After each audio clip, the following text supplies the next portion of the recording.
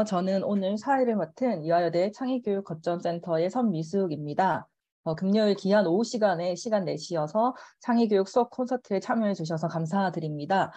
이번 세션은 인공지능을 활용한 창의교육 실천을 주제로 이화여대 창의교육 거점센터가 주관하는 세션으로 이화여대 창의교육 거점센터에서 연구 개발한 창의교육 실천 프로그램 운영 사례로 진행하고자 합니다. 첫 번째 발표는 초등 영어 교과에서의 창의교육 사례, 두 번째 발표는 중등 미술 교과에서의 창의교육 사례를 공유해 주시겠습니다. 마지막으로 세 번째 중등 과학에서의 창의교육 사례를 듣고 종합 토의가 진행될 예정입니다. 혹시 발표를 들으시면서 궁금하신 점이나 의견이 있으신 경우에 채팅창에 의견을 남겨주시면 종합 토의 시간에 같이 논의하고자 하니 활발한 참여를 부탁드립니다. 첫 번째로 인공지능과 메타버스를 활용한 초등 창의 영어 수업을 주제로 압구정 초등학교 이정은 선생님께서 발표를 맡아주셨습니다. 모두 큰 박수로 맞이해 주시기 바랍니다.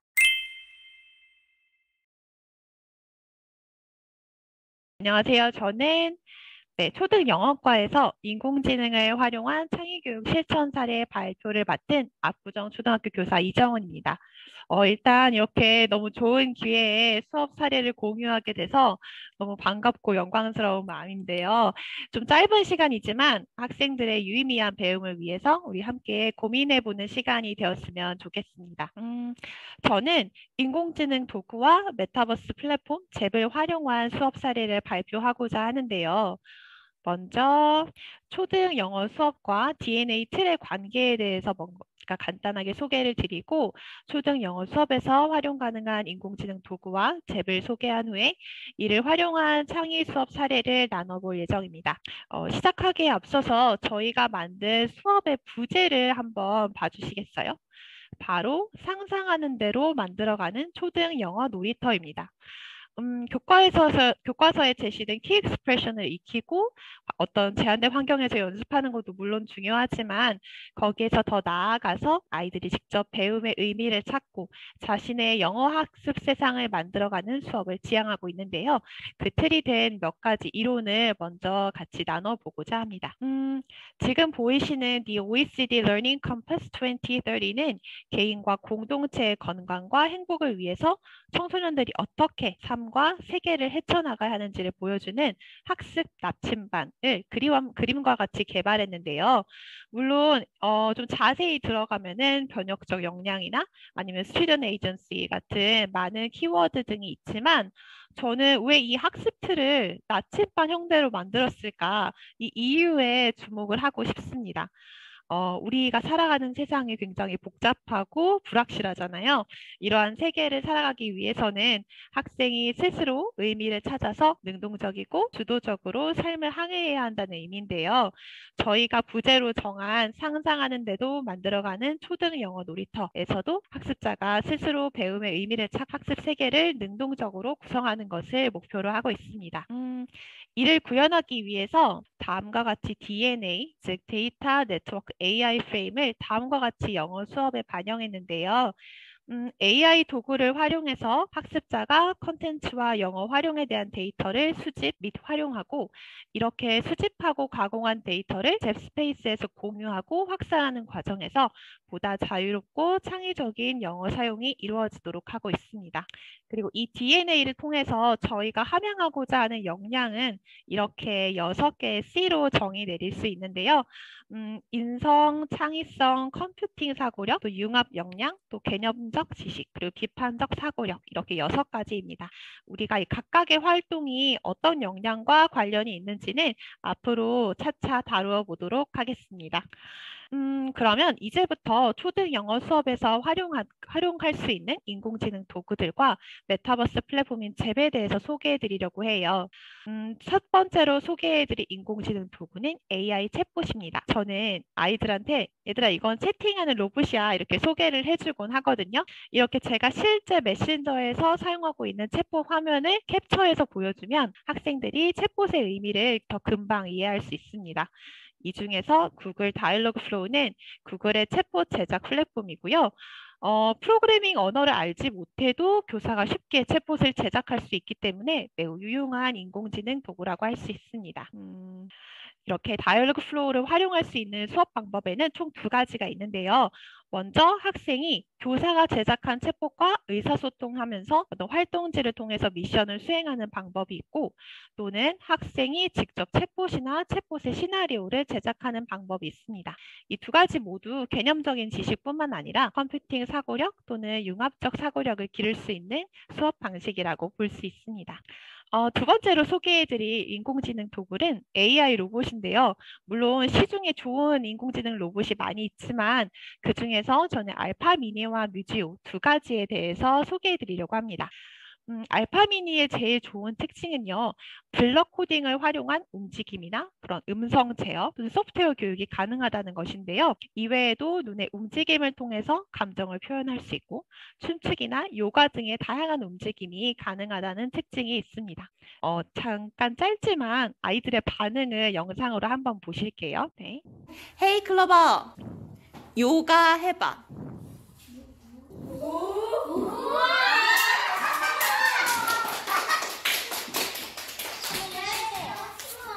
헤이 클로버, 푸시업 할 수 있어?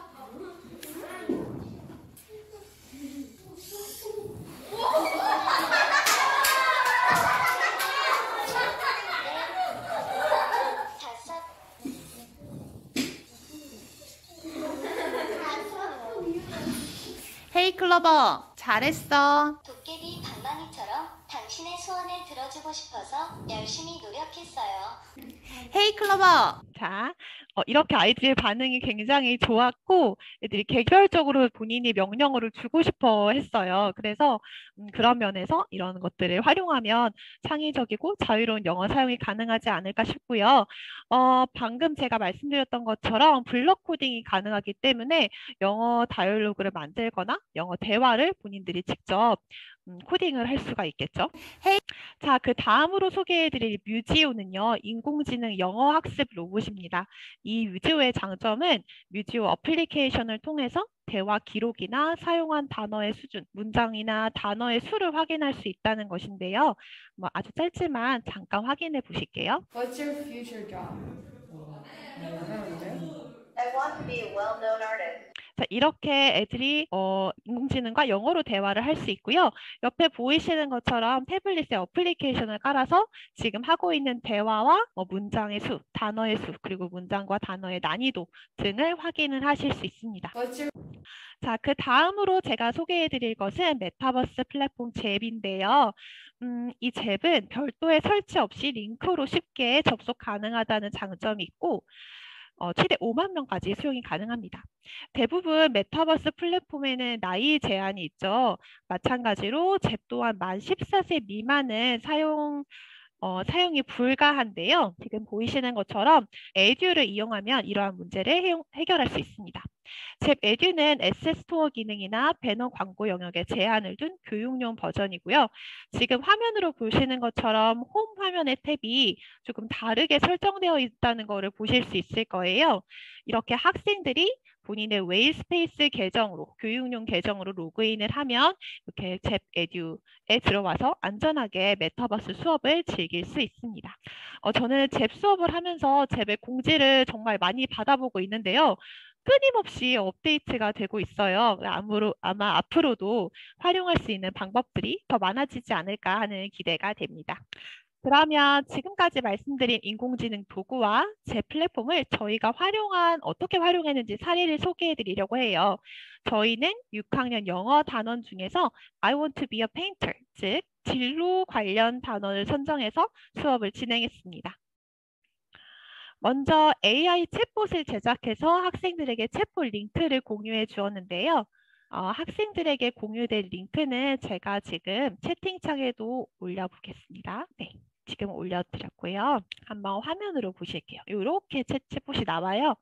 자, 이렇게 hello, 먼저 대화를 시도해 볼까요? 이렇게 챗봇이 얘기를 하죠. What is your name? 이라고 말했으니까 My name is 정은. 이렇게 챗봇이 대화를 이어갑니다. 사심이 가득한 대답을 적어볼게요. What do you want to be? 이라는 key expressions를 이렇게 사용해서 대화를 하죠. 그러면 I want to be a painter. 이렇게 챗봇과 대화를 이어가면서 미션을 수행하게 되는데요. 예를 들어 뭐 제니의 장래희망 찾기, 챗봇의 장래희망 찾기 이런 식으로 미션을 주시면 아이들이 챗봇과의 대화를 통해서 키 익스프레션스를 좀 더 자유롭게 활용할 수 있게 됩니다. 자, 네. 교사가 이 챗봇을 제작할 때는 에이전트나 인텐트나 엔티티의 기능을 활용해야 되는데요. 이 중에 엔티티 기능을 잘 활용하시면 방금 보셨던 것처럼 학습자의 이름을 직접 불러주는 등 뭔가 1대1로 대화하는 느낌을 줄 수 있어서 보다 실제감 있는 챗봇 수업이 가능합니다. 다음은 AI 로봇을 활용한 말하기 듣기 수업인데요. 제가 AI 로봇이랑 대화를 그냥 해봐라고 말하면 학생이 뭐라고 말해야 될지 몰라서 당황할 때가 있어요. 선생님 뭐라고 말해야 돼요? 이렇게 물어볼 때가 많거든요. 그런 경우를 위해서 뮤즈 어플리케이션에 있는 라이브 챗 기능을 활용하면 학생들에게 추천 문장을 제공하기도 해요. 그래서 아이들한테 로봇이 어떤 말을 했을 때 너가 하고 싶은 대로 자유롭게 대화를 이어가도 되고 뭐라고 말해야 될지 모르겠으면 태블릿에 있는 추천 문장을 활용해봐. 이렇게 조언해주면 학생들이 조금 더 자신감 있게 주도적으로 로봇과의 대화를 이어갈 수 있습니다. 여기 활동지를 보시면 첫 번째로는 로봇과 키 익스프레션스를 이용해서 대화를 할 수 있게 하는 미션이 있고요. 5번은 뭐 좀 자유롭게 대화를 하면서 로봇에 대한 비밀 한 가지 알아오기 이런 미션을 줄 수도 있고요. 아니면 문법 체크나 번역을 위해서 이렇게 뮤지오를 활용할 수 있는 그런 미션을 제공할 수도 있습니다. 이렇게 미션 활동지를 제공하고 아이들한테 얘들아 대화를 할 때 첫 문장은 What do you want to be?로 시작하는 거야. 그 이유는 그 이후에는 너가 자유롭게 얘기해도 돼 라고 가이드를 주면 학습 주제를 벗어나지 않으면서도 보다 창의적이고 학생 주도적인 활동을 이끌어낼 수 있습니다. 세 번째로 메타버스 플랫폼인 잽을 활용한 프로젝트 수업 사례를 소개해 드리려고 해요. 잽은 좀 다양한 미니게임을 제공하고 있는데요. 이러한 미니게임을 활용하면 정말 즐겁고 간단하게 학생들과 동기유발 혹은 복습 게임을 진행할 수 있습니다. 잠시만요. 요거는 제가 아이들이랑 만들었던 달리기 경기장이에요. 그래서 미니게임을 보시면 여기에 활용할 수 있는 미니게임이 진짜 많아요. 뭐 초성 퀴즈, 뭐 분버맨즈, 달리기, OX 퀴즈, 뭐 똥피하기 이런 것도 있고요. 똥피하기는 사실 애들이 너무 좋아하는데 학습과 연결을 해야 되니까 얘들아 똥을 맞아서 만약에 네가 탈락했어. 그럼 채팅창에 키 익스프레션스를 이용한 문장을 적는 거야.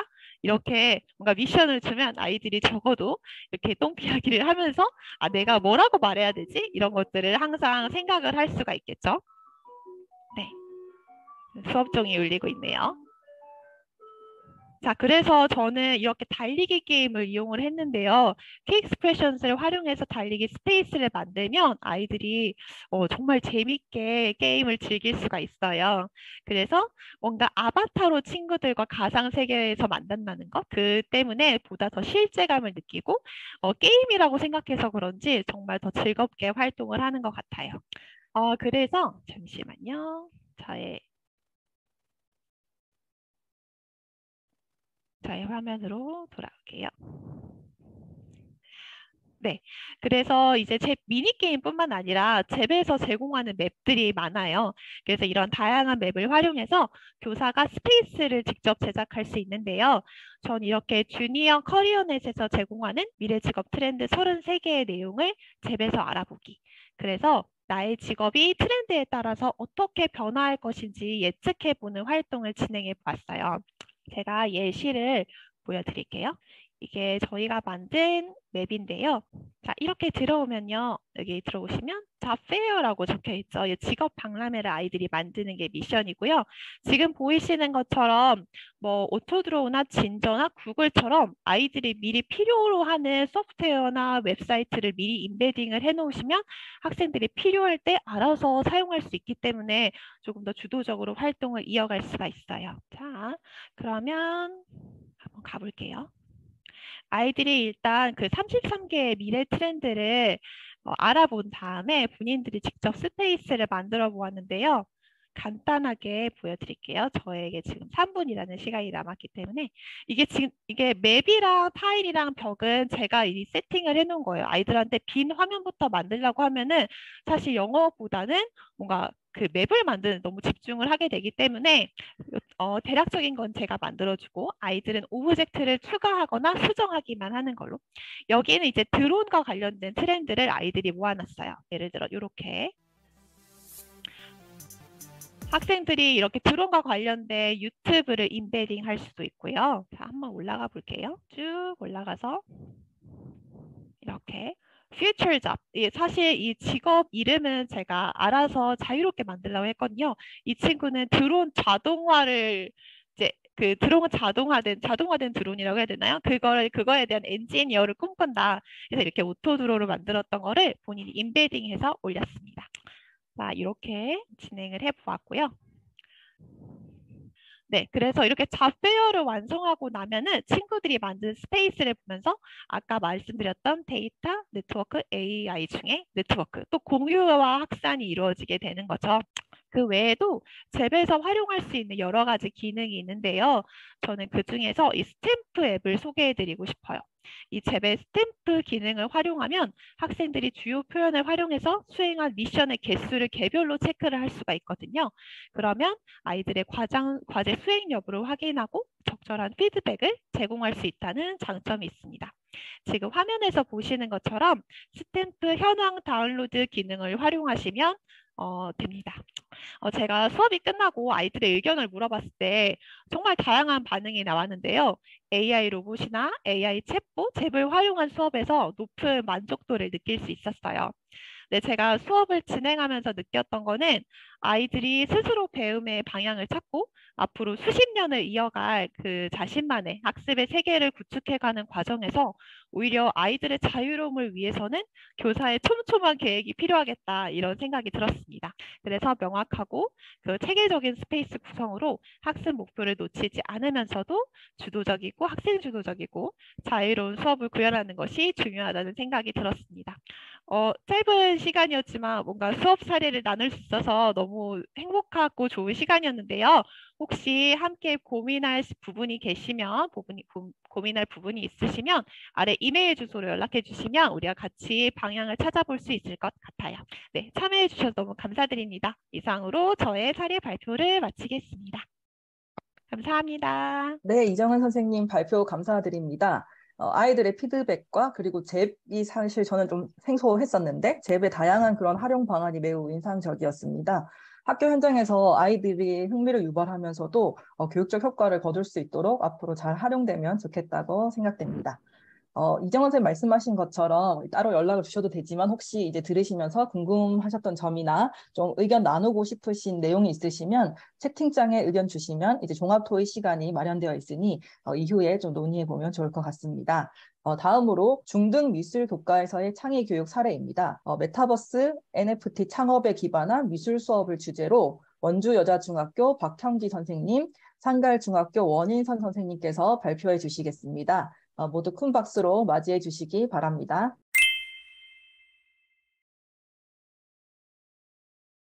상갈중학교 미술교사 원인선이라고 합니다.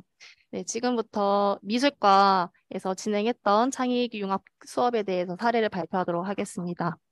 네, 저희는 메타버스와 그리고 NFT를 활용한 엔터테인먼트 창업 아이디어를 전시하고 학생들이 함께 나누고 감상하는 수업으로 진행을 하고 있는 중입니다. 네, 그 중에서도 저희는 가상 아이돌 그룹 아바타 디자인 제작하기라는 프로젝트 수업을 진행하고 있습니다.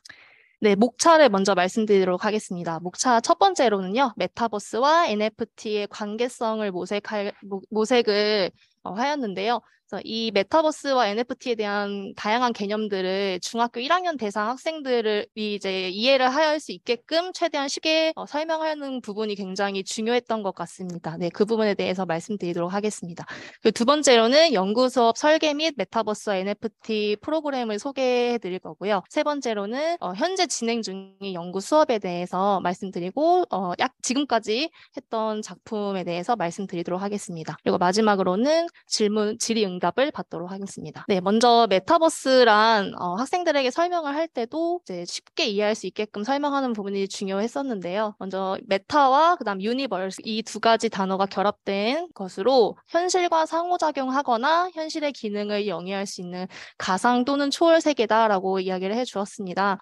그것을 이제 메타버스 네 가지 유형으로 나누어 보았을 때 학생들이 가장 쉽게 알고 있는 게 포켓몬고라는 게임이잖아요. 그래서 증강현실이라는 것이 우리 현실 세계에서 가상의 어떤 이런 정보들을 가지고 게임을 할 수 있는 부분들에 대해서 이야기를 해주었더니 바로 이해를 했던 것 같아요. 그리고 우리가 이번 수업에서 진행하게 될 것은 가상세계야 이렇게 얘기를 해주면서 가상 환경이지만 현실의 세계에서 일어날 법한 일들 뭐 아이돌 그룹이 춤을 추고 무대를 하고 이런 부분들을 설명을 했더니 바로 이해를 하던 모습을 보였던 것 같습니다. 네, 그래서 메타버스에 여러 가지 기능들이 있는데요. 연속성, 실제감, 경제성, 동시성, 상호 운영성. 네, 여기 계신 모든 선생님들이 워낙 메타버스에 대해서 많이 이해도가 높으시고 그리고 많이 이제 활용을 하고 계신데요. 저희는 이번 수업에서는 경제성, 그러니까 메타버스 안에서 경제적인 활동과 가치가 창출될 수도 있다라는 부분을 염두에 두면서 창업을 한다. 그중에서 우리는 엔터테인먼트 창업을 할 거야 라고 아이들에게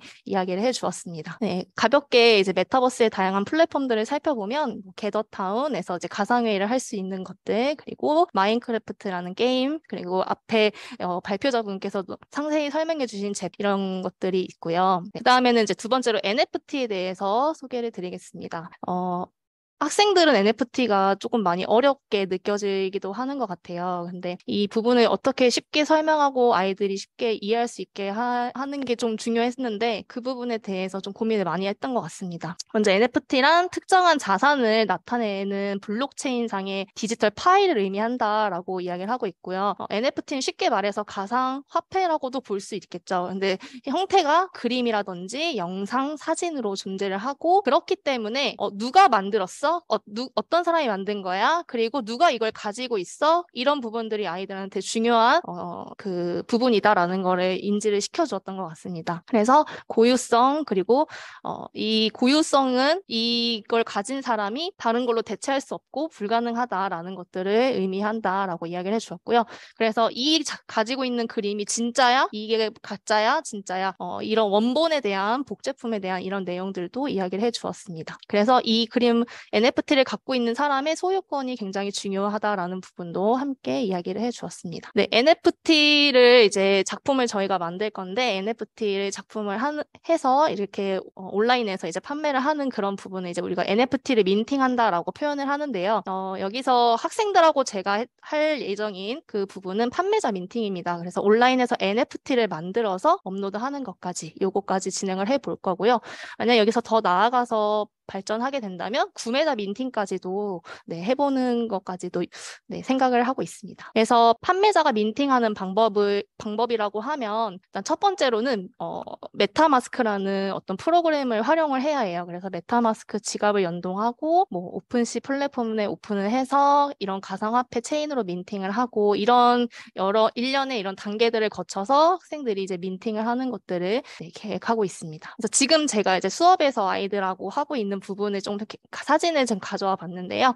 이 첫 번째 보이시는 화면이 바로 메타마스크라는 그 플랫폼에서 가상 지갑이라는 걸 만든 거예요. 그래서 여기 보시면 제가 이름을 바꿀 수가 있는데 쉽게 가상 지갑 이렇게 써놨죠. 그래서 가상 지갑이고 여기 밑에 보시면 토큰이 있어요. 이 토큰이 이제 학생들이 쓰기에는 이제 원래는 저희는 이더리움이라고 여기 표시가 돼요. 근데 이더리움은 아시다시피 워낙 고가이기도 하고 좀 비싸기도 하고 접근성도 좀 많이 어렵고 그런 편이어서 학생들하고 좀 쉽게 해볼 수 있는 폴리곤이라는 화폐입니다. 또 다른 가상 화폐예요.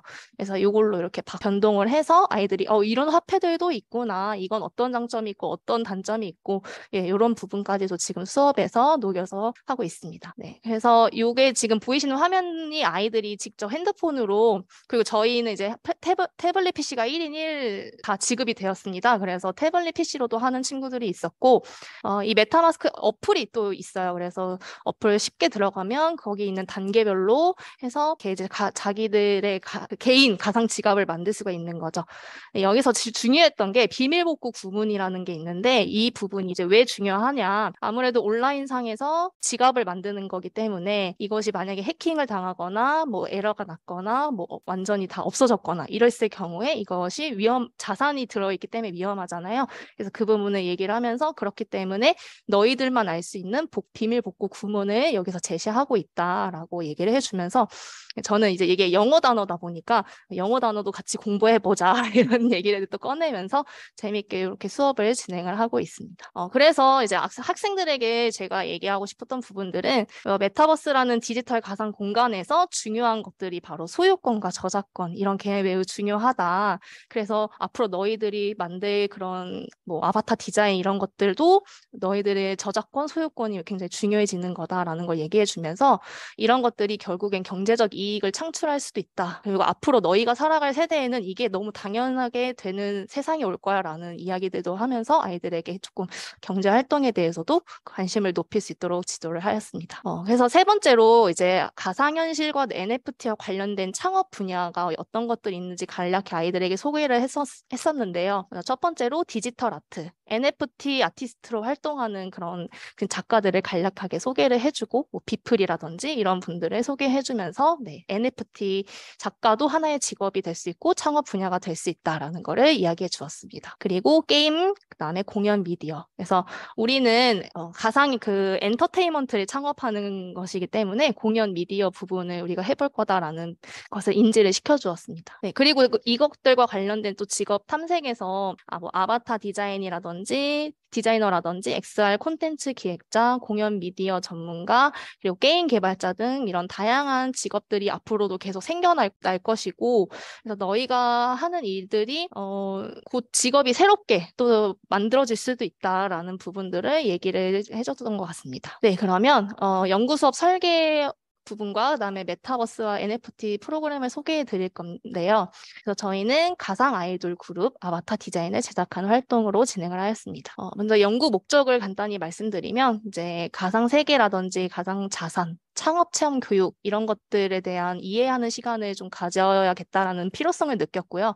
그래서 학생들이 시각적으로 소통하고 그리고 다양한 창업 분야에 대한 꿈을 가질 수 있도록 설계를 하였습니다. 연구 주제는 크게 두 가지로 볼 수 있는데요. 메타버스 프로그램을 이해해보고 활용해보고 그리고 NFT도 제작해보는 그런 활동으로 전개가 되었습니다. 그리고 아이들이 엄청 이제 가상 아이돌 그룹, 아이돌이라는 단어만 들어도 흥분을 많이 하더라고요. 그래서 관심이 굉장히 많기 때문에 영상만 보여줘도 난리가 났었는데 그래서 이런 아이돌 그룹을 내가 직접 데뷔를 시킨다. 데뷔라는 단어를 제가 되게 많이 썼어요. 너희는 지금 엔터테인먼트 대표들이야. 엔터테인먼트 대표들인데 어떤 아이돌 그룹을 데뷔시킬 거야. 어떤 사람들을 데뷔시켰으면 좋겠어? 뭐 이런 얘기들을 많이 이제 발문을 많이 던졌는데요. 그러다 보니까 아이들이 굉장히 몰입도가 좀 많이 높았던 것 같습니다. 그래서 학습 목표는 크게 저희가 총 6차시로 이제 진행이 되었는데요. 일단 큰 학습 목표로는 첫 번째 가상 공간인 메타버스와 가상화폐인 NFT의 개념을 이해할 수 있고 두 번째로는 이 엔터테인먼트 창업 아이디어를 기획할 수 있고 그다음 세 번째로는 가상 아이돌 그룹 아바타 디자인을 NFT로 발행하는 것까지도 해볼 수 있고 마지막으로는 이런 가상 공간에서 NFT 작품을 전시하고 감상할 수 있다로 구성하였습니다. 그래서 평가 기준은 이제 학습 목표와 거의 일치가 되는데요. 그래서 한 번 더 말씀을 드리면 가상 공간인 이런 메타버스와 NFT의 개념을 설명할 수 있는지 그리고 모둠 내에서 자신이 맡은 역할에 충실하고 적극적인 자세로 창업 아이디어를 기획했는지 그리고 이제 NFT를 제작하고 발행했는지 가상 공간에서 감상을 잘 했는지 등등을 평가를 하도록 계획을 하였습니다. 네, 그래서 제가 지금 보여드릴 영상 짧게 영상을 보여드릴 건데요. 현재 이제 있는 그 가상 아이돌 그룹입니다. 이세계 아이돌이라는 그룹인데요. 한번 들어보신 분들도 계실 텐데, 왁 엔터테인먼트 이것들이 다 전부 다 메타버스 안에서 활동 중인 그런 아이돌 그룹입니다. 영상으로 한번 만나보겠습니다.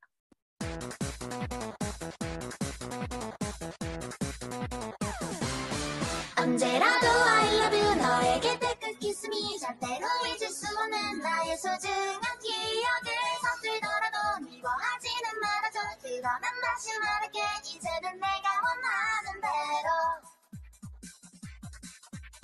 계속 곁에서 지켜봤어 나눠지는 나에게 맡겨 왼쪽에서 오른쪽으로 팬티는 모두 어디로 갔을까 넌 항상 여기에 있을까 이별은 아직 멀었겠지 멋대로 원픽이라면서 너에게 우기지는 않을 거야 킹 받는 심장의 소리 네, 다 보여드리고 싶지만, 네, 시간상 여기서 네, 중단하고 다시.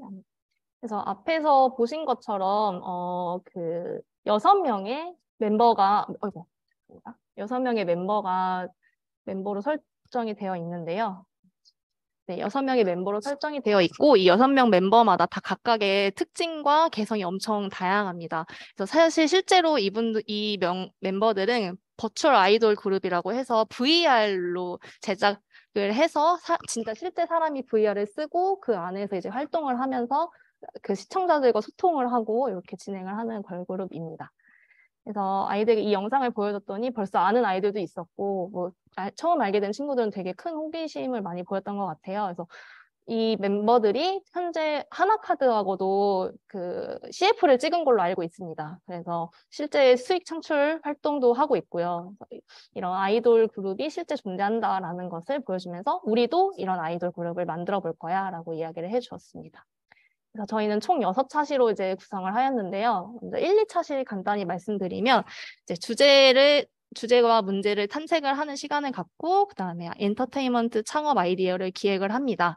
그래서 세부적인 내용을 보시면 이제 프로젝트 주제 아까 말씀드렸던 가상 아이돌 그룹을 데뷔시키는 그런 프로젝트를 설정하였고 네, 메타버스와 NFT에 대한 개념을 첫 시간에 안내를 해주었습니다. 그리고 우리가 할 부분인 엔터테인먼트 창업, 뭐 다양한 분야나 직업을 탐색해 보았고, 이 4번째 활동이 굉장히 중요한 활동이었는데요. 1차시 마지막 시간에 메타 마스크 플랫폼을 직접 들어가서 학생들이 가상 지갑을 등록을 마친 상태입니다.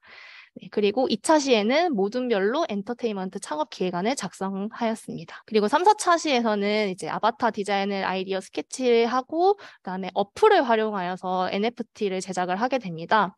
그래서 일단 실제로 그림을 그리지는 않지만 그 다양한 그 그래픽 어플을 활용해서 실제 그릴 수도 있고요. 아니면 아바타를 이렇게 콜라보해서 직접 선택해서 컨셉별로 만들 수가 있습니다. 그래서 그런 것들은 이따가 나중에 네, 다른 선생님께서 소개를 해주실 겁니다. 그리고 5, 6차 시에서는 마지막으로 전체적인 차시에 대한 창업 아이디어 디자인 보드를 제작을 하고 네, 이 앞에 만들었던 이 NFT, 아바타 디자인 NFT와 이 창업 보드를 같이 전시하고 감상하고 발표하는 시간으로 마무리가 됩니다.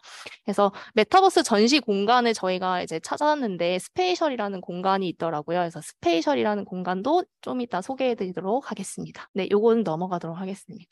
네, 그래서 활동지를 좀 보시면 중요한 부분 몇 가지만 말씀드릴게요. 첫 번째 1차 시에서 이제 아이들이 창업을 하는 것이다 보니까 대표가 있어야 되고 역할이 있어야 되잖아요. 그래서 총괄 팀장님이라는 역할을 지정해 주었고 그리고 디자인 팀장, 마케팅 팀장, 홍보 팀장 이거를 이제 뭐 한 명씩 이렇게 모둠별로 인원 구성을 했는데 아이들이 엄청 좋아하더라고요. 그러니까 디자인 팀장을 하겠다, 마케팅 팀장을 하겠다. 특히 남학생 같은 경우는 이제 그림을 잘 서툴기 때문에 홍보 팀장에 목숨을 걸고 하는 아이들도 있었고요. 그래서 이 역할을 부여했을 때 아이들 모든 활동이 조금 더 잘 이루어졌던 것 같습니다. 그리고 여기 6명의 멤버들을 각각 학생들 1명씩 맡아서 아바타를 제작을 하게 되고요. 그것이 이제 곧 NFT로 업로드를 하게 되는 겁니다. 그래서 이렇게 로고, 이제 엔터테인먼트를 창업하는 것이기 때문에 엔터테인먼트 회사 이름부터 저희는 이제 아이들이 만들었어요. 그래서 이거는 이제 뭐 기존에 있던 걸 예시를 가져왔는데 왁 엔터테인먼트의 로고, 그다음에 이런 것들을 좀 소개를 해 주었습니다. 그래서 이렇게 가상 아이돌 그룹 명도 로고를 디자인하고요. 이렇게 각 그 멤버마다 조금 특징이라든지 뭐 포지션 아이돌 그룹이다 보니까 아이돌에는 왜 메인 보컬이 있고 메인 댄서도 있고 그렇잖아요. 그래서 그런 부분들 여기서 특징 이런 것들을 좀 설정을 하고 이제 컨셉에 맞게 이거를 디자인하는 것이 중요했습니다. 그래서 또 다른 버추얼 그룹인데요. 요새는 이런 것들이 많이 생겨나고 있는 것 같아요. 그래서 4025라는 버추얼 그룹인데 이 세 명의 멤버는 이제 그룹 스토리가 메타버스 시대 속의 MZ세대의 불안함이라든지 이런 언더독 정서 안으로 들어가서 그들을 대변하기 위한 그룹이다라는 이야기도 마련이 되어 있는데 학생들한테도 너희가 표현하고 싶은 부분을 이렇게 세계관이라든지 컨셉을 잘 설정해 보자라고 이야기를 해주면서 현재 진행 중입니다. 저희가 이제 이런 전체적인 수업에 대해서 기대하고 있는 부분들은 먼저 첫 번째로 학생들이 창업이라는 것에 대해서 생소할 수 있는데 내가 생각하는 것이 곧 직업이 되고 내 작품이 되고 경제활동까지 가능하다라는 것들을 몸소 체험하면서 느낄 수 있었으면 하는 바람이고요. 그리고 메타버스 프로그램이나 NFT가 어렵게만 느껴졌을 텐데 아이들이 굉장히 좋아하는 관심 있어하는 아이돌이라는 주제를 가지고 조금 쉽게 풀어가고자 좀 노력을 했습니다. 네, 그래서 저의 발표는 여기서 마치도록 하고 다음 이 챕터에서는 박형기 선생님께서 진행해 주시겠습니다. 감사합니다.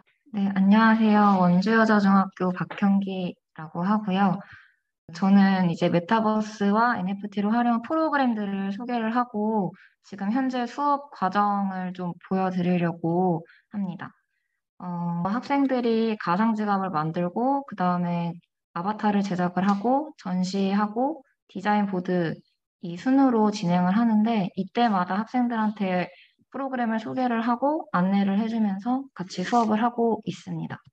그래서 가상지갑을 만드는 거는 메타마스크라는 이제 어플을 활용을 해서 가상지갑을 만들었고요.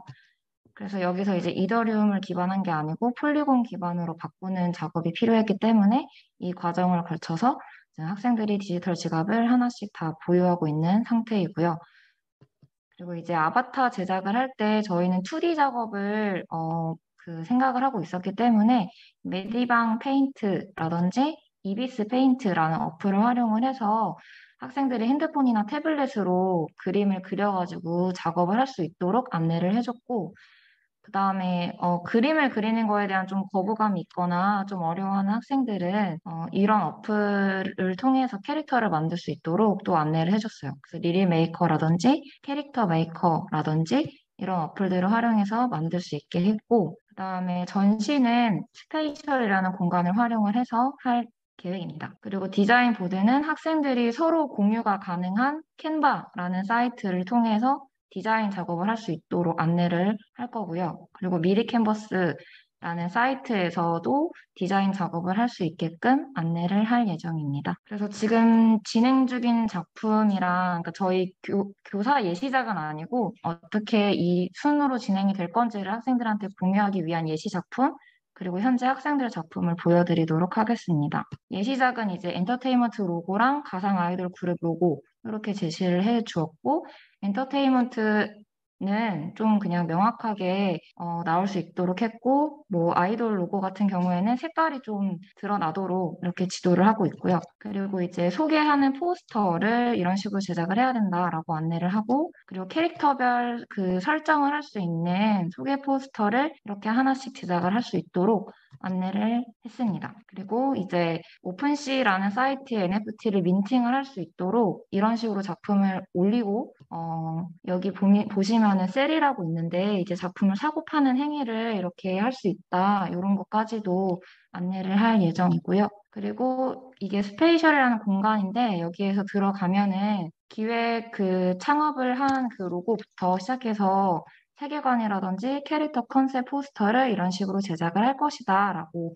보여줬습니다. 그래서 현재 학생들 과정은 이렇게 학생들이 이제 원인 선생님께서 말씀하셨듯이 너무 열정적으로 이제 설정을 하고 있어가지고 뭐 엔터테인먼트 소개라든지 이런 거에 되게 진심으로 작업을 하고 있고요.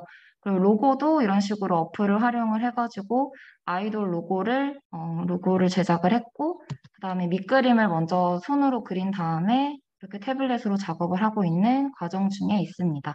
그래서 지금 이제 그 2D 작업으로 태블릿으로 하고 있는 단계여서 아직 민팅을 하거나 전시를 하진 않은 단계에 있습니다. 네, 이것으로 저희 발표를 마치도록 하겠습니다. 네, 원인선 박형기 선생님 발표 감사드립니다. 가상 아이돌이라는 새로운 세계를 알게 되었고 앞으로 어떤 수업으로 완성되어 갈지 그리고 학생들의 최종 산출물이 어떻게 나올지 매우 기대가 됩니다. 네, 추후에 또 같이 공유해 주실 수 있는 그런 시간이 있으면 좋을 것 같습니다. 마지막으로 과학기술 관련 사회 쟁점을 활용한 창의 교육을 주제로 이화여자대학교 이현주 교수님께서 발표해 주시겠습니다. 모두 큰 박수로 맞이해 주시기 바랍니다.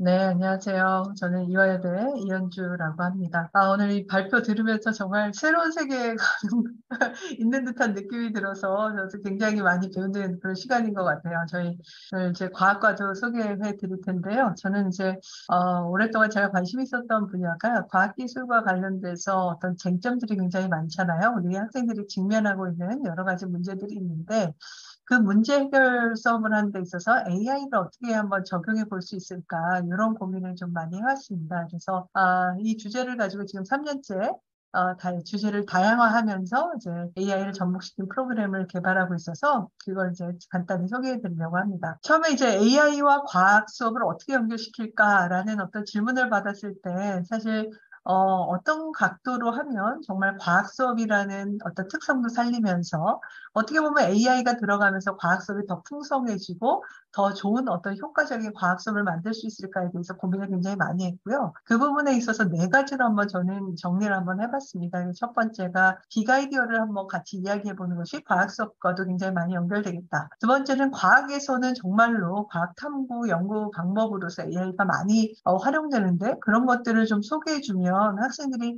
정말 실감하지 않을까라는 생각도 해봤고요. 세 번째는 재미있게 한번 툴을 사용해보는 거. 네 번째가 이 문제 해결. 그래서 오늘 말씀드린 이 4번째가 여기 해당이 됩니다. 각각에 대한 제 생각을 먼저 조금 말씀드리고 나서 수업 사례를 말씀드리겠습니다. 저는 이 틀을 굉장히 좋아하는데요. 액추아라는 캐나다의 교사 어떤 단체에서 만든 6개의 빅 아이디어인데요. 저는 이 아이디어에 대해서 교사들이 한번 생각해 보는 것이 굉장히 의미 있는 과정이라고 생각이 들었어요. AI라는 것을 우리가 프로그래밍으로만 가르치는 것이 아니라 근본적으로 AI를 가르친다면 우리는 어떤 개념을 가르쳐야 될까에 대해서 6가지로 제시를 하고 있는데 저는 과학교과에서는 이 6가지 아이디어가 굉장히 밀접하게 연결되어 있다라는 생각이 들었습니다. 과학교과의 특성상 데이터를 굉장히 많이 사용하고요. 또 센서 활용 이런 것들이 많습니다. 그래서 perception이라는 빅 아이디어와 연결이 되고요. 또 representation and reasoning이라는 모델링, 추론 이런 부분도 과학교육에서 굉장히 많이 이야기하고 있는 겁니다. 기후변화와 관련돼서 모델링 하잖아요. 이런 거 다 모델링에 해당되는 거기 때문에 변인과 거기에 대한 결과와의 관계 이런 것들 다 이야기해 볼 수 있는 부분인 것 같고요. 러닝과 관련해서 학습을 어떻게 하느냐, 인공지능은 어떻게 하느냐, 어떻게 패턴을 인식하느냐 이런 것들이 과학자가 어떤 과학 지식을 발견하는 과정과 어떤 점에서 유사하고 어떤 점에서 다른가 이런 걸 이야기해 보는 것도 좋을 것 같았고요. 내추럴 인터랙션은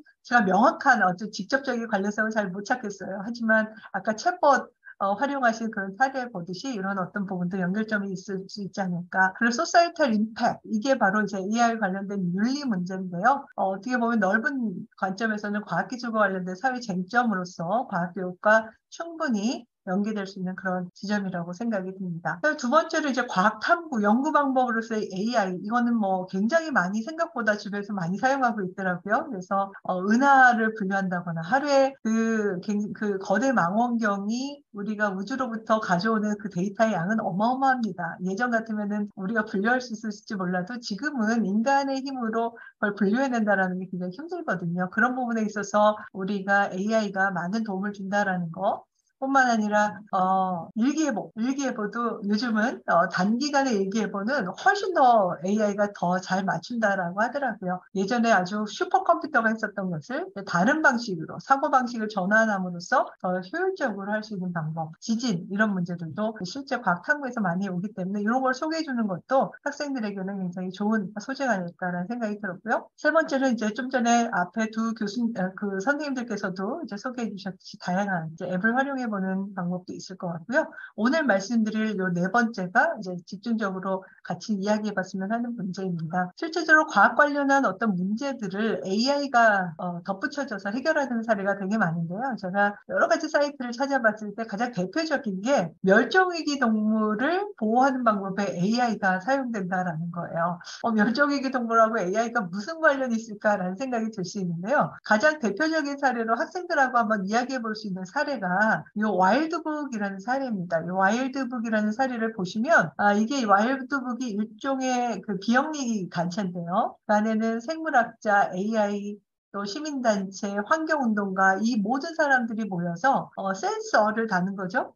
동물들이 이동하는 것이라든지 개체수라든지 이걸 볼 수 있는 이미지를 센싱을 해가지고 그걸 가지고 개체수의 증감 또는 어디로 이동하는지 이런 것들을 알아볼 수 있는 그런 방법으로 실제 멸종위기 동물들을 많이 보호하고 있다라는 사례가 있습니다. 오른쪽에 이제 맨 오른쪽 그림을 보시면 이게 이제 알아보실 수 있으시나요? 이게 혹등고래입니다. 혹등고래가 멸종위기 동물이잖아요. 학생들이 굉장히 저도 아들 키우지만 이 고래하면 굉장히 좋아하잖아요. 이 혹등고래가 멸종위기인데 이걸 어떻게 보호하느냐라는 부분이에요. 그러면 이 혹등고래는요, 그 생물학자들이 가만히 탐구를 해봤더니 노래를 한대요. 특정한 주파수를 가진 노래를 한다고 합니다. 그럼 바닷속으로 들어가면 어떤 소리가 들릴까 되게 궁금하지만 바닷속에도 굉장히 많은 소리들이 존재한대요. 그 소리 가운데서 혹등고래를 찾아내는 겁니다. 혹등고래의 노래의 어떤 패턴을 찾아내면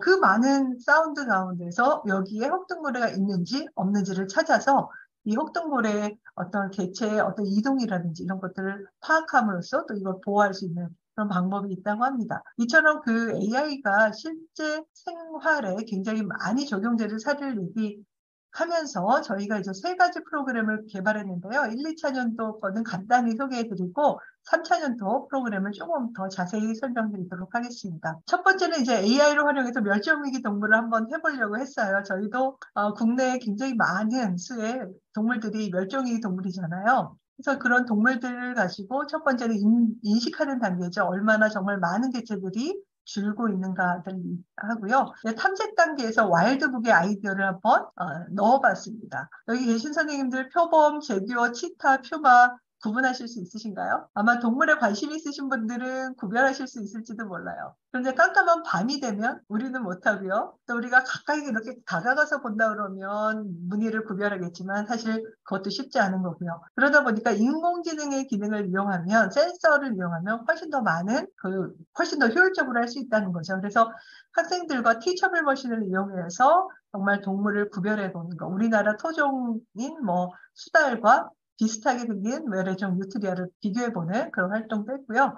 저희도 챗봇을 만들어서 공유해보는 활동을 했습니다. 반달가슴곰에 대해서 생태적인 내용들을 학습하고 거기에 대한 챗봇을 만드는 활동. 그리고 마지막으로는 어떻게 멸종위기 동물을 보호할 수 있을까를 오토드로우를 통해서 해보는 그런 활동도 첫 회에는 해봤고요. 2차년도에는 저희가 태양광 발전에서 사용을 해봤습니다. 태양광 발전, 우리가 이 태양광 발전이라는 그 의사결정을 할 때 우리 집에 만약에 태양광 발전을 한다면 얼마나 에너지 절약을 할 수 있을까, 얼마나 효율적으로 사용할 수 있을까 등등의 많은 궁금증을 가질 수 있는데요.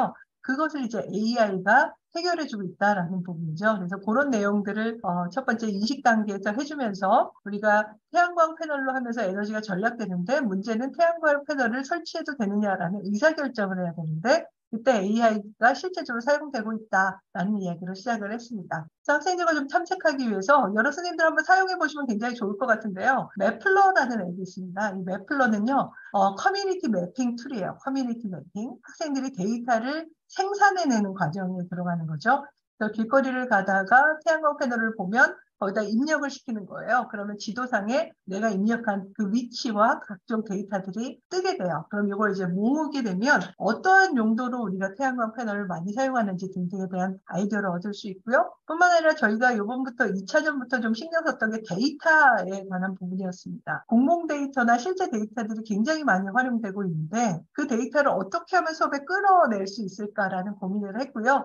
그래서 학생들과 이제 태양광 일조량에 관련될 수 있는 다양한 변인들이 뭐가 있을까 이걸 생각해보고 그 데이터를 가지고 분석해보고 시각화해보는 그런 활동을 했고요. 마지막에는 에너지 3D라는 프로그램이 있습니다. 거기 가면 약간 시뮬레이션을 할 수가 있어요. 에너지 집도 설계해보는 그런 시뮬레이션해서 확인해보는 그런 활동도 해봤습니다. 네, 3차 연도에서는요, 저희가 이번에는 좀 더 데이터를 본격적으로 사용해봐야 되겠다, 데이터를. 그래서 오렌지3라는 인공지능 프로그램을 이제 사용했습니다. 아마 여기 계신 분들은 워낙 많이 이제 익숙하셔서 오렌지3를 들어보셨을 거라고 생각이 드는데요. 저희가 하고 싶었던 활동은 이제 대기질과 관련된 실제 데이터들이 굉장히 많이 각종 포털을 통해서 제공되고 있기 때문에 그 데이터들을 통해서 학생들이 외출 지수를 한번 개발해보면 어떨까라는 개념이었어요. 그래서 분류 모델을 사용해서 학생들이 이 데이터가 오늘은 미세먼지가 어떻고 이산화탄소, 자외선 지수가 이럴 때 오늘은 외출 불가 또는 외출 가능, 그렇지만 마스크를 쓰세요. 또는 오늘은 뭐 어떻게 하세요라는 그런 분류 메시지가 뜰 수 있는 그런 분류 모델을 만들어 보자라는 거였습니다. 그래서 이제 3단계로 나눈다면 첫 번째 문제인식 단계에서는 대기 오염의 심각성, 그리고 에어코리아라는 그런 포털에 들어가서 데이터를 다양하게 탐색해 보는 거. 그다음에 탐색에서는 오렌지3를 좀 익히고 거기서 실제로 분류 모델을 만들어 보고요. 세 번째에서는 외출 지수를 이제 구성을 해서 서로 공유하는 그런 활동을 한번 해봤습니다. 문제인식 단계에서는 신문 기사가 굉장히 잘 사용될 수 있을 것 같아요. 미세먼지나 우리가 기후변화로 인해서 굉장히 많이 힘들어하는 그런 요소들이 있잖아요. 그래서 대기 오염의 어떤 심각성에 대해서 같이 이야기를 해봤고요. 에어코리아라는 사이트에 들어가 보시면 정말 실시간의 데이터가 나옵니다. 우리 학교 지금 상황은 어떤지, 우리 지역의 대기질은 어떤지 지금 실시간으로 나오고 기간을 설정하면 그 기간에 해당되는 데이터도 나와서 학생들이 금방금방 대기질을 파악할 수 있고요. 어떤 물질들이 대기 오염에 영향을 주는지도 금방금방 파악할 수 있는 그런 포털이 있습니다. 그래서 제가 종종 사용하는 사이트인데요. 에어코리아를 활용해서 다양한 각도로 데이터를 한번 해봤습니다. 이게 학생들 그림인데요, 사진인데요. 우리 동네 대기정보에서 학교 주변의 어떤 데이터도 해보고 이것이 봄, 여름, 가을, 겨울에 따라서 어떻게 변하는지 시각화 이것도 해보고요. 사실 과학에서는 이런 사이트에 들어가서 데이터를 가져오고 이걸 과학 수업과 연결시킬 때 시각화라는 부분도 굉장히 중요하거든요. 그래서 그런 활동을 중심으로 해본 그런 화면이라고 생각하시면 되겠습니다. 다행히 올해부터는 태블릿이 다 모든 학생들에게 제공되기 때문에 모든 학생들이 교실을 크게 움직이지 않고도 데이터를 이제 분석해 볼 수 있는 그런 계기가 됐습니다. 오늘 학습지도 이제 채워봤고요. 두 번째 단계가 이런 지수를 만들고 싶었던 거예요. 생활 기상 지수 이런 거 많잖아요, 실생활에. 그래서 저희가 이걸 만들기 위해서 학생들에게 우리 실생활에 사용되는 지수에는 어떤 것들이 있는지 소개해주고 뭐 인공지능에 대한 기본적인 아이디어, 왜냐하면 분류, 지도학습 이런 개념들은 알아야 되기 때문에 거기에 대해서 좀 설명을 해주고요. 오렌지3의 어떤 활용 방법 소개해주고 그 다음에 직접 이제 외출 지수를 만들어봤습니다. 대기 오염에 영향을 줄 수 있는 기상 요소가 아황산가스, 이산화탄소, 오존, 이산화질소, 미세먼지, 온도, 자외선 이런 것들이거든요. 그래서 이거를 이제 포털에서 다운로드 받아서 학생들이 분석할 수 있는 과정을 이제 보여줬고요. 실제 이제 운영할 때는 학생들에게 이제 데이터 셋을 좀 제공을 해줬습니다. 이게 이제 데이터 셋 예시인데요. 왼쪽에는 학습용 데이터, 오른쪽은 예측용 데이터였습니다. 학생들이 이런 개념을 제대로 알아야 돼서 학습용 데이터를 보고 학생들이 이 정도 데이터면 기준을 세웠을 때 이게 외출 가능이다, 불가다, 가능이다, 불가다 이런 것들을 나름대로 표현하게 해서 학습을 시키게 되면 이게 이 어떤 새로운 예측용 데이터를 넣었을 때 결과가 제시되겠죠. 그래서 그런 방식으로 오렌지3를 활용해보는 그런 수업을 해봤고요.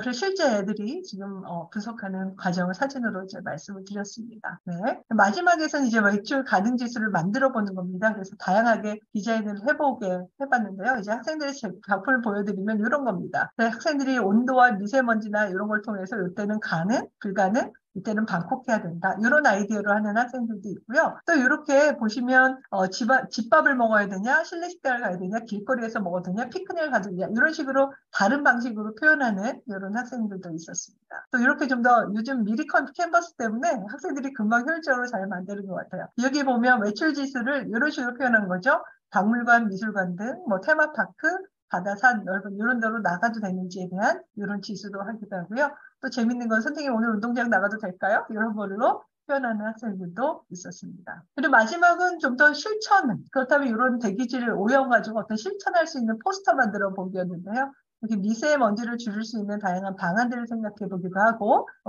이렇게 카드 뉴스 만드는 방법, 오른쪽과 같이 포스터 만드는 방법, 이런 방식으로 이제 학생들이 포스터를 만들어서 학생들 서로 공유하는 그런 시간을 가졌습니다. 네, 이상 발표 마치도록 하겠습니다. 감사합니다. 네, 이현주 교수님 발표 감사드립니다. 과학기술과 데이터를 활용해서 사회적 쟁점들을 탐구하고 문제를 해결할 수 있도록 수업을 설계하는 게 매우 인상적이었습니다. 이러한 수업을 통해서 학생들이 실제 사회 문제 해결에 관심을 가지고 또 실천으로 나아갈 수 있도록 하면 매우 의미가 있을 것 같습니다. 네, 이상으로 발표를 마무리하고 종합 토의를 진행하겠습니다. 이화여대 창의교육 거점센터에서 연구를 통해 개발하고 현장에서 적용하고 있는 초등 영어, 중등 미술과 그리고 과학 창의교육 프로그램에 대한 사례를 공유했는데요. 혹시 들으시면서 궁금하신 점이나 의견이 있으시면 직접 말씀해 주셔도 좋고 채팅창에 의견을 주시면 같이 논의해보는 시간을 갖도록 하겠습니다. 저 질문이 있는데요. 저는 아까 네. NFT 그 아바타 만드는 게 정말 굉장히 충격적이었어요. 학생들이 이 정도까지도 할 수 있구나라는 생각이 드는데, 그래서 실제 학생들이 어느 정도 해낼 수 있을지가 지금 굉장히 궁금하고, 아까 파워포인트 보여주실 때도 옆에 이제 그 아바타, 입체 아바타들이 있었는데, 이게 선생님들께서 직접 구성하시면 학생들도 그 정도의 수준까지 할 수 있는 것인지, 일반 학생들, 이제 디자인을 전공하지 않더라도 일반 학생들이 그 정도의 퀄리티를 만들어낼 만큼 지금 그 아바타 만드는 그런 애플리케이션이 잘 돼 있는지 그런 것들이 굉장히 궁금한데요. 어떻게 혹시 설명해 주실 수 있으실까요? 저는 저기 이정은 선생님께도 질문이 있는데, 제 아들이 딱 초등학교 6학년이에요. 네. 그 로봇을 하나 사야 되나 이렇게 생각이 들고 그게 참 매력적이다라는 생각이 들었는데, 네. 그 로봇의 성능이 어느 정도인가요? 성인들도 이야기해도 될 정도의 성능인가요? 네. 그 1대1로 얘기하면은 충분히 대화가 가능하고요. 저는 뮤지오 같은 경우는 한 대로 할 때는 아이들이 한 6명 대 한 대? 6명이 한 대? 이렇게 해서 회의실을 하나 줬어요. 그래서 아이들이 다른 활동을 하는 동안 모든별로 1모듬 이리 오세요 해서 6명 불러서 뮤지오랑 대화하면서 미션 할 수 있게 하고 했는데, 이게 성능이 좋지만 만약에 여러 대를 놓고 애들이 모든별로 동시에 진행하기에는 조금 어려운 것 같더라고요. 그래서 저는 일부러 그렇게 할 수 있음에도 불구하고 모듬씩 회의실로 한 모듬씩 불러서 그렇게 진행을 했거든요. 물론 약간 모듬 사이에 거리가 있으면 사실 괜찮은데 초등학교에서 그 정도 거리를 유지하기 쉽지 않고 또 아이들의 발음이 또 정확하지 않다 보니까, 네, 그래서 그 동시 진행하기는 조금 어려울 것 같고요. 아니면 2모듬이나 아니면 1모듬 정도까지는 괜찮은 것 같아요. 그게 무슨 학습용으로 개발된 거여서, 예를 들어서 뭐 어떤 아까 얼핏 봤을 때는 내가 틀린 것도 교정해준다 뭐 이렇게 표현이 되어 있는 것 같더라고요. 네, 그런 것 맞아요. 그게? 사실 그 알파미니 같은 경우에는 교육용 로봇이라기보다는 약간 감정, 정서를 좀 다루는, 그래서 어린이집에도 많이 배포가 되어 있기도 하고요. 그래서 알파미니 같은 경우는 뭔가 나의 말을 교정해주는 거는 아직 잘 모르겠거든요. 근데 뮤지오는 처음에 뮤지오한테 Can you fix my grammar라고 물어보면은 그다음부터 제가 하는 말은 뮤지오가 뭐냐면 3인칭을 써야 되는데 잘못 썼다 하면은 뮤지오가 다 고쳐줘요. 네. 그런 영어 수업할 때는 그런 면을 좀 활용할 수 있었던 것 같아요. 네, 감사합니다. 감사합니다. 감사합니다. 이정은 선생님한테 질문이 하나 더 있어서 네. 말씀드리겠습니다. 채팅창에 올라왔는데, 네. 이화여대에 재학 중인 김건희 선생님이 잽 공간이 정말 잘 구상되어 있다고 생각이 들었는데, 잽에서 공간을 구성하실 때 어려움은 없으셨는지, 그 공간을 구성하시는데 시간은 어느 정도 소요되셨는지 궁금하다고 질문을 주셨습니다.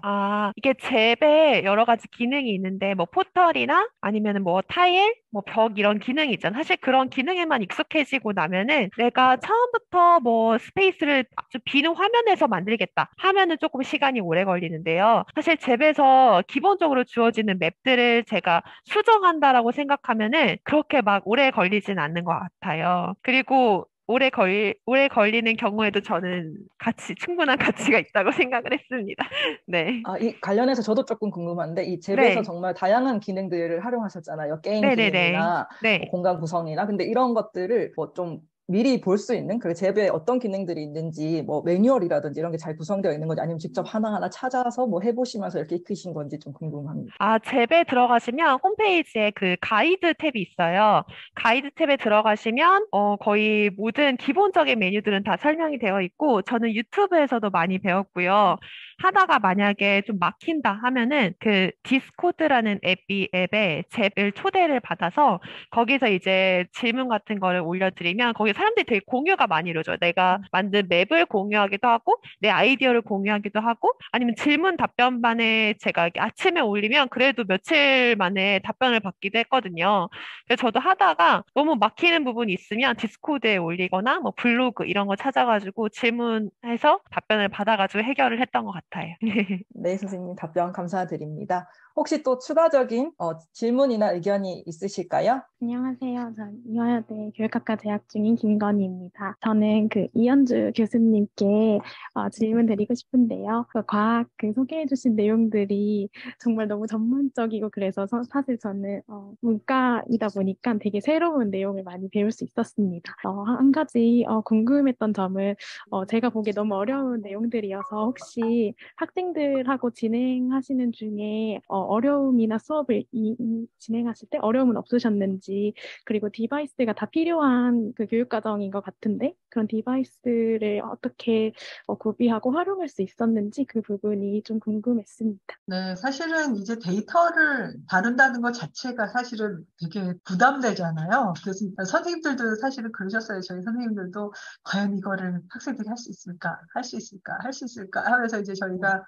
카톡방으로 이제 하고 나면 이렇게 올리는 후기를 이제 막 올리는데 다들 놀랬어요. 저희가 예상하는 것보다 학생은 잘합니다. 항상 우리 학생들은 왜 이렇게 뛰어난지 참 신기해요. 중학생도 대상으로 했고 고등학생을 대상으로도 했는데 학생들의 산물이 굉장히 뛰어나다라는 생각이 들었어요. 지금 여기 김지영 선생님이 계시기는 한데 지금 접속해 계신지 어떤지는 잘 모르겠는데 진짜 학생들은 생각보다 잘합니다. 물론 이게 어디서부터 학생들에게 맡기느냐에 따라 달라지기는 해요. 데이터를 공공 데이터 포털에서부터 수집해가지고 데이터셋을 만드는 것부터 다 시킨다 그러면 이거는 이제 굉장히 어려운 부분이더라고요. 그래서 저희는 이제 고민했던 것이 이제 그런 데이터셋은 기본적으로 어떻게 얻을 수 있는지에 대해서는 충분히 설명하지만 수업의 효율성을 위해서는 데이터셋을 주자. 그다음에 학생들이 어떻게 보면 이게 프로그래밍 수업이 아니라 저희는 과학 수업이잖아요. 그러다 보니까 대기 오염과 관련된 여러 가지 물질들을 이해하는 게 사실 굉장히 중요한 부분인데 자칫 오렌지3에 얽매여가지고 이런 부분을 놓치면 안 되기 때문에 어떤 요인이 있는지 그 요인이 대기 오염에 어떤 영향을 주고 우리가 어떤 해결 방안들이 있는지를 이해하는 데 더 초점을 둬서 데이터를 셋을 만드는 건 이제 하지 않았고 외출 지수 만들고 그래서 그 안에서 이제 AI 관련된 분류 모델 만드는 데 좀 신경을 썼고요. 당연히 오렌지3 만드는 게 이제 좀 하는 게 힘들 수 있죠. 근데 생각보다 학생들이 정보 수업에서 오렌지3를 배웁니다. 그래서 과학 수업에서는 조금만 더 건드려주면 그렇게 크게 어렵지 않은 부분도 좀 있었고요. 그래서 생각보다는 잘 됐고 대신 오렌지3가 태블릿에서는 안 돼요. 패드에서는 안 돼서 PCC를 이용해야 되는 그런 경우는 좀 있었습니다. 감사합니다. 네, 답변 감사드립니다. 네, 저 그러면 마지막으로 네네네 말씀해 주세요. 제가 화면을 죄송하지만 키지를 못해서 질문을 할까 말까 이제 고민하다가 간단한 거라고 생각되는 건데 제가 궁금해서 저는 이제 한성대학교 창의교육 거점센터에서 메타버스 교사학습 모델을 이제 연구를 하면서 다른 분과에 계신 분들의 발표도 궁금해서 이제 듣게 되었는데요. 발표하셨던 선생님 중에 저희 이정은 선생님이셨던 것 같아요. 초등 영어 수업과 DNA라는 그 발표 제목으로 이제 발표를 해주셨는데 제가 궁금했던 부분이 있는데요. 네. 실제적으로 그 수업을 운영하실 때 학생들한테 그런 메타버스 안에 이제 설계해보고 그런 활동을 하셨던 것 같아요. 그런 주니어 커리어넷 이런 것들도 활용하셨고 이런 부분이 있으셨는데 학생들한테 그렇게 수업 시간에 이제 메타버스를 활용해서 어떤 걸 설계하는 그런 미션을 주었을 때 학생들이 좀 그러니까 수업 시간에서 대면 수업 시간에서 이루어지면 모니터링이 되는데 이제 링크를 타고 넘어가서 학생들끼리 그런 수업 설계 활동을 그러니까 메타버스 설계 활동을 할 때 어떻게 이제 모니터링이나 아니면은 촉진이나 이런 퍼실리테이션이 진행이 되는지 좀 궁금해서 질문 드리겠습니다. 학생들이 메타버스 스페이스를 만들 때를 말씀하시는 거죠? 네네, 맞습니다. 네, 저는, 그 수업 설계를 하면서 약간 제일 중점에 뒀던 거는 영어 수업이라는 걸 잊지 말자. 나는 주요 표현을 연습시키고 주요 표현을 최대한 창의적으로 활용해야 하는 영어 수업이라는 걸 잊지 말자. 약간 이런 생각을 해서 사실 아이들이 뭔가 메타버스 설계를 할 때 중요하다고 생각을 했던 거는 왜 해야 되지? 내가 이 설계를 왜 해야 되지? 뭔가 테크닉이나 뭐 포탈을 몇 개 이용하고 오브젝트를 몇 개 이용하고 이게 중요한 게 아니라 내가 왜 이 스페이스를 만들어야 하지? 라는 동기가 중요하다 생각을 했어요. 다시 말하면은 뭔가 프로젝트의 주제라고 해야 되나요? 아니, 저는, 직업 박람회라는 주제로 사실 아이들을 동기 유발을 했는데요. 우리가, 지금 너네가 갖고 있는 직업이 나중에 10년 후에 없을 가능성, 그냥 그대로 유지될 가능성이 없다. 매우 적다. 그렇기 때문에 우리가 10년 후에 너네가 지금쯤 취업 세계나 좀 직업을 구할 때쯤에 그런 세계에 뛰어들었을 때 어떤 취업 박람회가 열리고 있을지 우리가 전 세계 사람들한테 그런 트렌드를 알려주고 아니면은 너랑 똑같은 고민을 하고 있는 사람들한테 이런 정보를 공유하는 그런 직업 박람회를 만들어 보자 라고 이렇게 주제를 먼저 정하고 나서 시작을 했거든요. 그래서 아이들이 뭔가 그런 메타버스 설계라 아니면 스페이스를 만들 때 어떤 아이들은 컴퓨터를 너무 좋아해서 선생님 저 이거 오브젝트를 어떻게 만들어도 돼요? 선생님 저는 맵을 어떻게 해서 포탈에 이렇게 연결해도 돼요? 그러니까 이런 거에 좀 푹 빠지는 경향이 있어요. 그래서 저는 항상 수업을 할 때 그 우리가 주요 표현을 어떻게 활용할 수 있는지 주요 표현을 어떻게 뭐 메타버스에 적용을 할 수가 있는지 그런 것들 주제를 항상 강조하고 아이들이 샛길로 빠지지 않게 영어 시간이라는 걸 항상 저도 스스로 되뇌이면서 생각을 했던 것 같아요. 그래서 그냥 한마디로 말씀드리면은 프로젝트의 주제, 어떻게 동기를 유발할 것인지, 그리고 스페이스를 만들어야 하는 이유, 이런 것들이 중요한 것 같고요. 혹시 괜찮으실까요? 답변이? 네네. 잘 듣고 있어서 너무 네네. 감사합니다. 네. 그 혹시 여기 채팅창에 이기원 선생님께서 질문을 올려주셨는데요. 그 새로운 디바이스를 활용해서 수업하는 것이 쉽지 않았거든요, 사실. 왜냐면은 저희 학교 같은 경우는 1인 1 태블릿이 아니고 태블릿을 제가 계속 이제 교과 시간이다 보니까 아이들한테 이렇게 운반시키면서 이제 하는 것 때문에 사실 쉽지는 않았는데요. 충분히 가치가 있었던 것 같고요.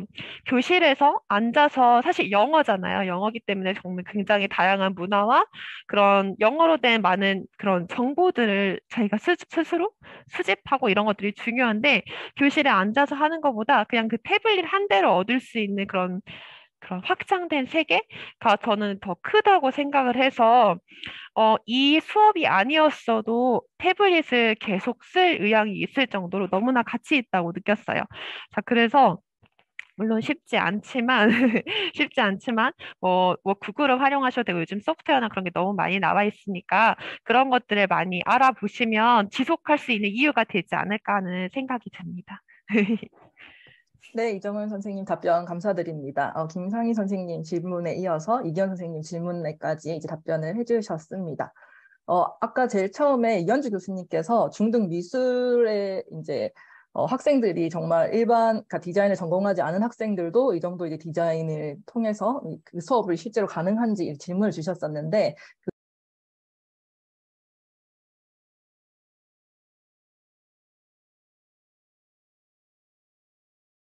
혹시 이현주 교수님 다시 한번.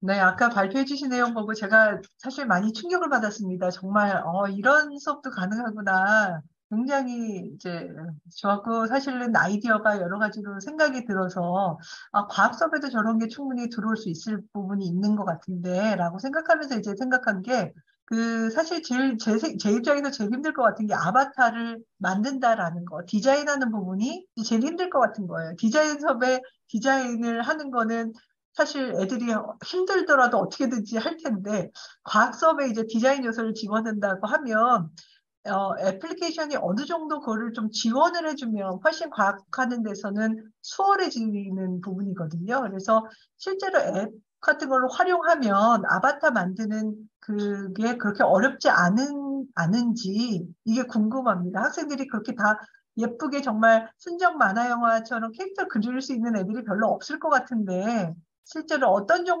수준에서 애들이 만들어내는지 앱은 그 정도의 어떤 퀄리티를 어떻게 보장을 해줄 수 있는지 이게 이제 궁금합니다. 네, 네, 항상 박현기 학생들은 선생님이. 잘하죠. 네, 박현기 선생님이 답을 써주고 계시는데 학생들이 훨씬 더 활용을 잘하기 때문에 수업에 있어서 큰 어려움은 저도 없다고 자신감을 갖고 말씀을 한번 해봐야 될 것 같아요. 그러니까 학생들이 과연 그렇게까지 할 수 있을까라는 생각이 들어서 그럼 만약에 그런 어플리케이션을 사용해서 만든다면 그거에 대한 저작권이 학생한테 있는 건지 앱에 있는 건지도 궁금해요. 이게 NFT가 된다 그러면 만약에 그게 자산이잖아요. 그런데 만약에 다른 앱을 써서 그렇게 만들어낸다면 그것도 학생이 소유할 수 있는 건지가 궁금해요. 그렇죠. 아무래도, 예. 네, 답변 감사합니다. 네, 감사합니다. 네, 그 저작권 관련 이슈도 한번 저희가 깊이 있게 좀 탐구를 해봐야 될 부분인 것 같습니다. 저기 연구한 김지영 선생님이 들어오셨는데 그거 수업하는데 애들이 과연 잘 따라왔는지가 이제 궁금하신 거예요. 실제 운영하시면서 어떠셨는지 잠깐 좀 쉐어할 수 있을까요? 선생님 상황 괜찮으시면? 네, 안녕하세요. 네, 인국중학교 김정입니다. 저 중학교 1학년 학생들 데리고 주제 선택 시간에 이제 수업을 진행했는데요.